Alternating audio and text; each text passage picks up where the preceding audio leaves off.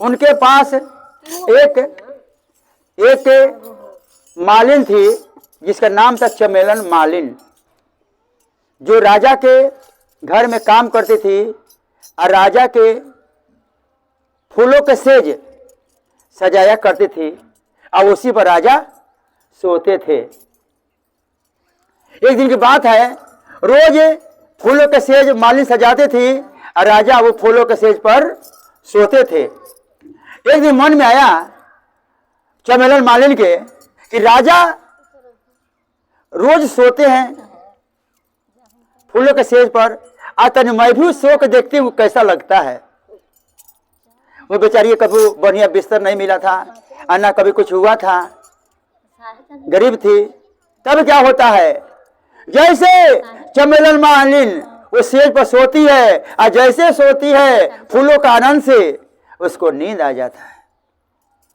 उधर से राजा आते हैं, अरे कहते अरे तुम्हारा इतना हिम्मत कैसे हुआ कि तुम मेरे फूलों के सेज पर सो गई। उसको मारने डांटने लगे और क्या करे, कोरा टांगा हुआ था और कोरा उतारे और चमेलन मालिन का पीठ पर कोरा मारने लगे। तो जितने कोरा मारते थे उतने चमेलन मालिन हंसती थी, जितने कोरा मारते थे उतने चमेलन मालिन हंसती थी। उसको पीठ पर मारते मारते मारते उसको शरीर खूने खून कर दिए, उसको चमड़ा तक उड़ा दिए, फिर भी मालिन हंसते रही। राजा थक गए और तब चमेलन मालिन का आगे हाथ जोड़ लिए, राजा का बुद्धि खुल गया। कहते हैं कि राजा चमेलन मालिन से राजा बोले कि मालिन हम तुमको इतना मार मारे कि तुम्हारे पीठ का चमड़ा उड़ गया और तुम्हारा शरीर खूने खून हो गया और फिर भी तुम हंस रही हो। कि राजा हम तो इसलिए हंस रहे हैं कि हम एक दिन आपका बिस्तर पर सोए तो इतना मार खाए, और जो राजा भगवान के भक्ति छोड़कर अपना भोग विलास में लगा हुआ है भला वो कितना मार खाएगा।